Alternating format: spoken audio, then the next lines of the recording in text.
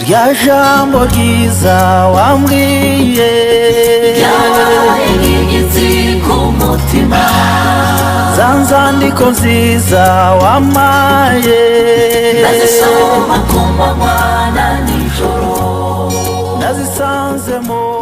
Mana yacu, Mana igira neza, twongeye kugushimira. Uri Imana yera, uri Imana ikomeye, uri Imana igira neza. Turasengera umuntu wese muri kino kiganiro, uri Imana ivugana natwe, uri Imana ivugana nawe mu izina rya Yesu. Turizera ko ijambo ryawe ritamanukira ubusa, turizera ko ijambo ryawe ari ijambo rizima. Mu isanamitima usane imitima ya benshi, usane imitima y'abumviriza, usane imitima kugira ngo benshi babohoke, benshi bakire, benshi bakubone, benshi batabarwe mu izina rya Yesu, mu izina rya Yesu, mu izina rya Yesu Kristo umwami. Amen, amen, amen. Turabandanyije mu kiganiro cyacu cy'isanamitima. Uyu munsi ndabandanya nanone mvuga ku ijambo riri muri Zaburi 147 umurongo waho wa kabiri. Bibiliya iratubwira ngo bibaruhiza ubusa kuzinduka kare, mugateba cyane kuruhuka, mukarya umutsima w'ubutame, uwo akunda abimuhera mwitiro. Aya ni amajambo dusanga. Iyi ni indirimbo yo mu iduga, ni ya Salomo, yanditse muri Zaburi 127. Urabona ijambo rivuga kuruha, ikindi kuzinduka kare, ikindi guteba cyane kuruhuka, ikindi kurya umutsima ubutame cyangwa se uburuhe. Aya ni amajambo wumva biruhiriza ubusa, ni ukuvuga ngo ni ukuruha. Kuruha ni ukuruha, kuruha ni ukuvunika kare. Ikindi bavugamo irindi jambo rivuga ngo kuzinduka kare, kuzinduka mu gitondo, kuvyuka mu gicuku, kujya kurondera ubuzima. Ivyo rero nabyo ni irindi jambo tubonamo. Ikindi mugateba cyane kuruhuka. Hari abantu bakora cyane cyane, vrema bagakora cyane, umuntu akitanga, umuntu agakora akazinduka kitanga, akaryama bwenda gucya, akazinduka mbere y'abandi, agashaka ubuzima, kirukanka kurondera. Aha rero nicyo ndiko ndavuga, kijyanye n'umuvumo w'ubukene, kijyanye n'imibereho. Abantu, umuntu ntako abatakoze, umuntu ntako abatitanze, umuntu nta kintu abatakoze kugira ngo arabe ko nibura yatera imbere. Byose umuntu abikorera kugira ngo arabe ko ubuzima bwe hari aho bwavari n'ahandi bwojya, ariko ugasanga nanone mu buzima bwe bwa minsi yose arafise ibintu bigenda bimuzitira, arafise ibintu bituma adatera imbere, arafise ibintu bituma ivyo aba yifuza gushika ko atabishikako. Ivyo byose rero birava muri cya kintu mvuga ngo ni imwemu dusanga y'ubukene, imwemu y'inyatsi, imwemu yo guhomba, imwemu yo kubiba ntusarure, imwemu yo kwamburwa, imwemu yo kunyagwa. Reka njye kuri iki kintu cyitwa kwamburwa. Kwamburwa ni iki? Rwose biriho. Umuntu ashaka gutegura ibintu, akitanga mu buryo, akitanga mu buzima bwa minsi yose, akabona ivyo agenda akora aho kugira ngo bimuteze imbere, ahubwo aragenda yamburwa, aragenda yakwa. Ivyo birahari, aho umuntu rwose nta kintu aba atakoze, ukagura agapariseri bakakakunyaga, tubyita kwamburwa. Ukitanga, ukarondera amafaranga mu buzima bwa minsi yose, ukaguriza umuntu, waguriza umuntu si umwe, si babiri, si batatu bamaze kwambura. Ndaza abantu benshi tujya tuvugana, akambwira turumva pastor, jewe maze kuguriza uyu yaranyambuye, urya yaranyambuye, urya yaranyambuye, urya yaranyambuye. Ugaca wumva nivyo byabaho, rimwe bakwambuye, kabiri bakwambuye, ariko ibintu bimaze kurenga kabiri, bimaze kurenga gatatu, bimaze kurenga inshuro irenze imwe, ibyo bintu vrema akenshi biba byabaye inomo, biba byabaye anomali. Nukuvuga ngo biba byabaye imwemo, ni imwemu yo kwamburwa. Burya kwamburwa nabyo byaba spirit, byaba imwemu. Kwamburwa ukabona umuntu wese uhaye ibyawe arakwambuye, umuntu wese uhaye amafaranga yawe arakwambuye, ugurije ikintu ntazo gusubira, ukabona rwose harimo icyo kintu rero ndagira ngo tuze gufata umwanya wo gusenga, tugisambure mu izina rya Yesu. Kwamburwa ni imwemo. Ikindi bijyaniranye n'imwemo yo kunyagwa.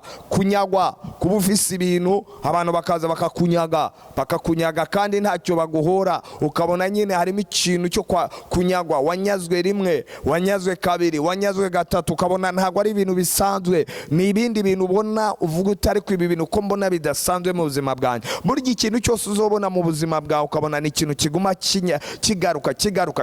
kigaruka rimwe na rimwe, ntabwo aba ari ikintu gisanzwe. Kiba gikeneye gusengerwa, kiba gikeneye ko gikurwaho, kiba gikeneye ko iyo migozi icikagurika, kiba gikeneye ko izo ngoyi zikurwaho, maze nawe ukaba umwidegembyo. Icyazanye umwana w'Imana yazanywe no kugira ngo twese turonke umwidegembyo. Bibiliya irabivuga neza ngo icyazanye Kristo yaje gukandagira, gusagangura imirimo ya wa mugwanizi, imirimo ya Satani, nicyo cyazanye Yesu. Yesu rero yazanywe n'icyo ngicyo, no kugira ngo nanone bya bintu mu buzima bwacu, birya tubona biboshye ubuzima bwacu, birya tubona bifasha ubuzima bwacu, birya tubona mu buzima bwacu bitagende neza, Yesu abikureho, Yesu abisagangure, Yesu abisambure mu izina rya Yesu. Kunyagwa, guhomba, ivyo nivyo navugaga ko. Ikindi kintu, kubiba ntusarura uko wakabyiteze, kubiba ntusarura uko wakabyiteze.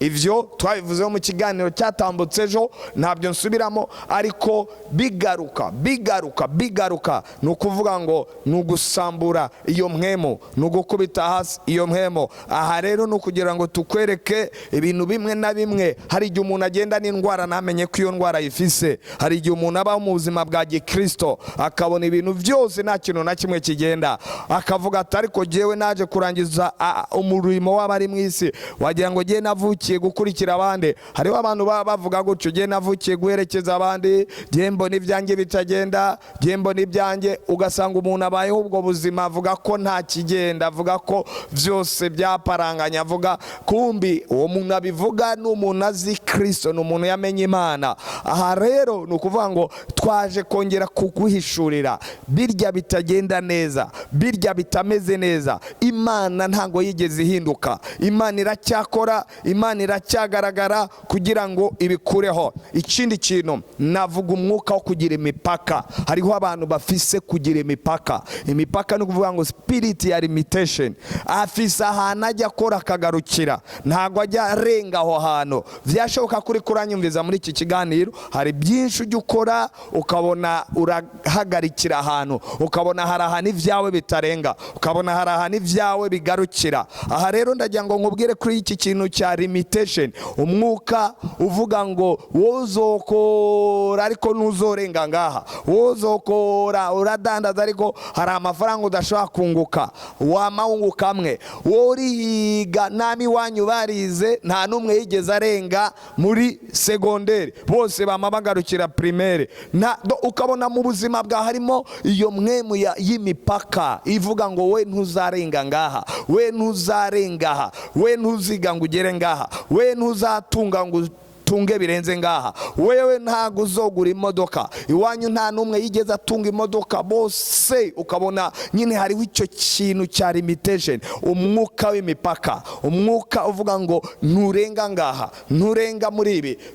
Urabibona neza mu buzima bwawe. Ivyo rero nuko tubiguhishurira, ubirabe neza, uvuga uti burya mu buzima bwanjye ndabona mfisemo umwuka uvuga ngo ntago nzorenga aha, ntago nziga ngo ndengaha, ntago nzorongora. Hariho n'imiryango uzosanga abahungu bose nta numwe arongora, abakobwa bose bafise limitation yo kutarongora, limitation yo kutarongorwa. Donc umupaka nuvuga ngo urakora ariko ntuzorenga ngaha, uradandaza ariko ntuzorenga ngaha, uriga ariko ntago uzorenza ngaha, ufise akazi ariko hari akandi utazoronka. Urabona mu buzima bwawe ikintu cy'imipaka mu izina rya Yesu. Twifuza rero muri ubu buzima bwawe nyene turiko turagenda duhishura umwuka w'imipaka, umwuka wa limitation, kubaho ubuzima udafise aho urenga mu izina rya Yesu. Mu byazanye Yesu nicyo yaje aje kugikuraho,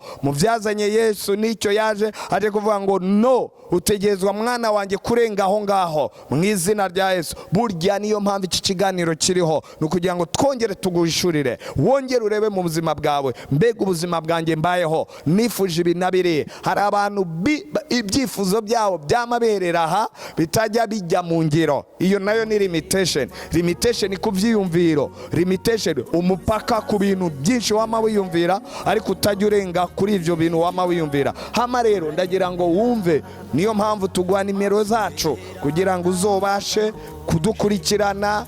Niba ukeneye ko tugusengera, mfise ishengero nkoreramo Restoration Church mu Kanyosha, ukaba wanyumviriza ukumva ko ukeneye, ukavuga ati ibi bintu ndabona biri mu buzima bwanjye, ibi bintu umukozi w'Imana wavuze ndabona hari ahantu mbisanga mu buzima bwanjye, hari nimero noguha. Iyo nimero ukazoyimpamagara ko, cyangwa se bikugoye ukansanga ku ishengero. Hari iminsi mba mfise nakira abantu, umunsi wa gatatu, umunsi wa kane n'umunsi wa kabiri, kugira ngo tugufashe tugusengere. Hari abantu benshi bagiye baza kuturaba bahuraga n'ibintu by'inyatsi, uyu munsi bariko baraduha inahe batubwira ngo nukuri jewe nafite ikibazo mu buzima bwanjye, ibintu bijyanye n'inyatsi narabibonaga, ariko umunsi wansengeye ndabona hari ibintu byahindutse, ndabona hari umunsi nari mfise ibi na biriya. Hari abantu baje kuturaba turabasengeye, uyu munsi bagenda banarungika abandi bakababwira ngo hari umukozi w'Imana yigeze kudusengera gutya na gutya, kandi turabona ibyo yadusengeye byaciyemo, ibyo yadusengeye tubona ko hari Imana yakoze. Bamwe hari n'uheruka kunshingira inahe vraiment bijyanye na finance, yabonaga minsi yose afise inyatsi, ariko tumaze kumusengera yariko arashinga inahe ngo yaguze moto, arabona ko hari ikintu Imana yakoze kera ntabyo ibyo yiyumviraga. Rero ndagira nkubwire, hari ibintu by'imyuka, hari ibintu by'imyuka gose bifasha abantu, umuntu ntarenge aho yakifuje kugera, umuntu akabaho afise ahantu agarukira mu bintu bye byose bya minsi yose. Rero Imana ikumpera umugisha. Nimero zacu ni 75 233 796. ku bari hanze batwandikira wongeyeho +257 ugaca wongeraho ibyo biharuro twaguhaye. Hama rero reka nsengera umuntu wese wifuza gukizwa. Niba utarakizwa usubiremo aya majambo ngiye kuvuga. Vuga uti Mwami Yesu, uyu munsi menye ko ndi umunyabyaha, ndakwakira imbere umwami n'umucunguzi w'ubuzima bwanjye, unkure mu gitabo cyo kurimbuka ushire mu gitabo cy'ubugingo. Uhereye uyu munsi citse umwana wawe kuva ubu gushika iteka ryose, mu izina rya Yesu Kristo umwami wacu. Amen, amen, amen.